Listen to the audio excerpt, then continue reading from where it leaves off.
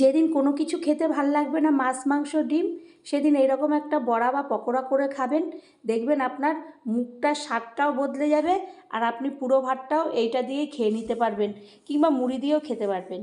তো নমস্কার বন্ধুরা, বং কিচেন নতুন একটা রেসিপিতে আপনাদের স্বাগত জানাই। আমি যে রেসিপিটি করব সেটি ছিম দিয়ে বড়া।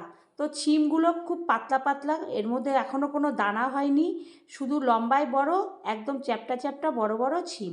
তা ছিমগুলোকে আমি ভালো করে কেটে দুই পাশে মাথাগুলো কেটে নিয়েছি, এখানে কোনো আঁশ এখনও হয়নি। এরপরে ধুয়ে আমি একটা ওভেনের মধ্যে বাটি বসিয়ে জল দিয়ে আর ছিমগুলোকে দিয়ে দেব, আর একটু লবণ দিয়ে দেব, তারপর ঢাকা দিয়ে দেব। এখানে একটু ভাপিয়ে নেব, ছিমের একটা গন্ধ থাকলে সেটা দূর হবে। আর এত পাতলা এত নরম, একটা ভাপানোতে একটু ফুটে গেলে এটাকে আমার তুলে নিতে হবে।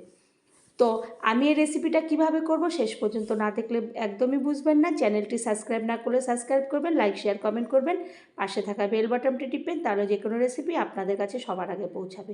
এরপরে ঢাকনাটা তুলে আমি জল ঝরিয়ে ছিমগুলোকে তুলে নেব। যেহেতু খুব পাতলা, দানা হয়নি, বেশিক্ষণ লাগবে না এটা সিদ্ধ হতে। এরপরে আমি এটাকে ঠান্ডা করে নেব।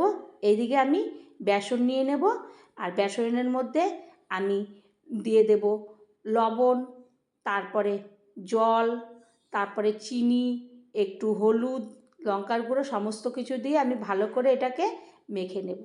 তো মেখে নিয়ে ফেটাবো। ফেটানোর পরে যখন দেখব যে এটা মিডিয়াম মতন হয়ে গেছে, এটা এই আমি ছিমটার মধ্যে যে আমি মাখাবো সেটার উপযুক্ত হয়ে গেছে একদম, তারপরে আমি একটু ওর মধ্যে চালের গুঁড়োও দিয়ে দিয়েছি, কারণ একটু ঘনত্বর জন্য আর মসমস করবে সেই কারণে। তো তারপরে আমি এদিকে তেল একটা গরম করতে বসিয়ে দিয়েছি কড়াইয়ের মধ্যে, সাদা তেল। তেলটাও গরম হয়ে গেছে।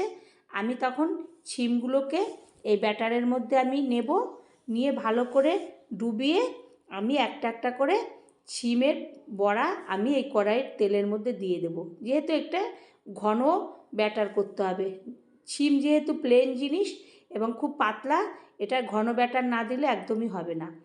তারপরে এটা একদম বেগুনির মতন ফুলে যাবে, যেহেতু লম্বা লম্বা মতন ছিমগুলো হয়, আর বেগুনির মতন লম্বা লম্বা মতো হবে। আর চালের গুঁড়িটা দিলে এটা অনেকক্ষণ পর্যন্ত একদম মচমচে নরম থাকবে। তো তারপরে আমি উল্টে পাল্টে এগুলোকে এপিট উপিট করে লাল করে আমি ভেজে নেব। ভাজা হলে তেল ঝরিয়ে আমি একটা থালার মধ্যে তুলে নেব। তো বন্ধুরা, এই রকম একটা পকোড়া কিংবা বড়া আপনি যেদিন করবেন আপনি মুড়ি দিয়ে কিংবা চা দিয়েও অনায়াসে খেতে পারবেন। এরপরে আমি একে একে সমস্ত কয়টা বড়া ভেজে নেব। তা আপনাদের এরকম বড়া দিয়ে আপনি যে কোনো কিছু দিয়ে খেতে পারবেন। আর সন্ধ্যাবেলাও মুড়ি দিয়ে খেতে পারবেন, চা দিয়ে খেতে পারবেন, কিংবা ভাত দিয়ে খেয়ে নিতে পারবেন। ইচ্ছে হলে শুধু শুধু বসে এত সুন্দর লাগে খেতে এই রকম একটা ছিমের বড়া বা পকোড়া। আপনারা যেদিন করবেন সেদিন খেয়ে ভাববেন যে না, কেন আগে করিনি।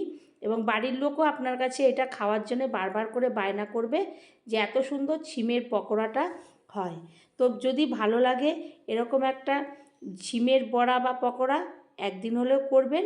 এবং এরপরে আমি যখন ঠান্ডা হয়ে গেলে আমি যখন ছিঁড়বো দেখব ভেতরটাও খুব নরম হয়ে গেছে, ছিমের তো দানা হয়নি সেই কারণে খুবই নরম, আর ওপরটাও মচমচে। ভালো লাগলে আবার কোনো রেসিপিতে দেখা